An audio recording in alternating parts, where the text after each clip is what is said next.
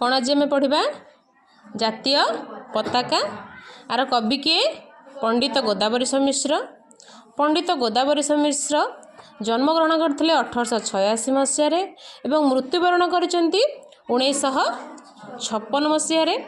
अविभक्त पुरी जिलार अंतर्गत आधुनिक खोर्धा जिला जोटा कि बर्तमान खोर्धा जिलार अच्छी तो बाणपुर ग्राम जन्मग्रहण करते। एकाधार से जड़े थे कवि, नाट्यकार, औपन्यासिक, गाल्पिक एवं अनुवादक। से पंडित गोपबंधुंकर शिष्य एवं सहकर्मी थिले। सत्यवादी वन विद्यालय शिक्षक और जातीयवादी नेता मध्य थिले। तांकर रचना कौन कौन सब थिला? आलेखिका, किशलय और गीतायन जोटा कि गोटे काव्य ग्रंथ थिला। आउ से लिखिछन्ती एक नाटक जार ना होची मुकुंद देव और पुरुषोत्तम देव एवं ता सहित से 1877 अभागिनी अभाविनी गीतार गोटे कौन थिला उपन्यास आदि लोकप्रिय तांकर थिला। एति सहित से निजर गोटे आत्मजीवनी लिखिछन्ती जार ना होची अर्ध शताब्दी ओडिशा और तहिरे मोर स्थान। तो यही तांकर आत्मजीवनी पाई से कौन पाइछन्ती केंद्र साहित्य एकाडेमी पुरस्कार पाइथिले। तो से पिला मानक बा तम मानक पाई मध्य कौन करछन्ती कविता लिखिछन्ती और विभिन्न लेखा लिखिछन्ती जेमति कि पिलांक काहेकी, रामायण कथा, महाभारत कथा, दक्षिण आफ्रिका, ग्रेट ब्रिटेन और मध्य अमेरिका प्रभृति पुस्तक से रचना करिछन्ती। बाकी ये जो कविता आम तांकर पढ़ा एथिरे आम कौन देखा ना जातीय पताका प्रति सम्मान, स्वदेश प्रेम आ कविंकर सौंदर्य चेतना यही कवितार प्रतिफलित होइछि।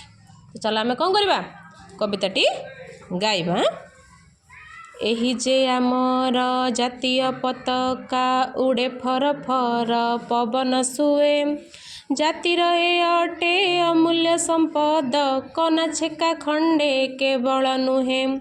ए पताका तले 30 बरस होइछन्ति जाति सैने रुंड, जातीय समरे शत शत वीर लड़ित हराई अछन्ति मुंड।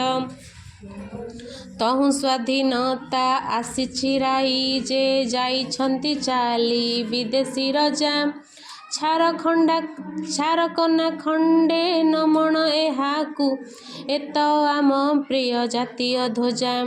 स्थले उड़ाइले पदातिक सेना उड़िब सागर समर पोते, बौम्य युद्ध बौम्य जाने शोभिब बाट कटि जीव समीर स्रोते।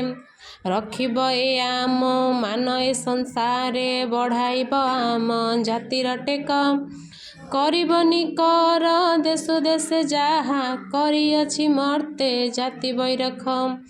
तेणु ए जे आम जातिर देवता जुहारी बाजी चालरे सर्वे, जेते फर फर उड़िब ए सते हृदय आमर नाचिब गर्वे।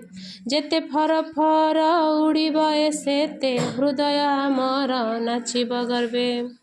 Thank you.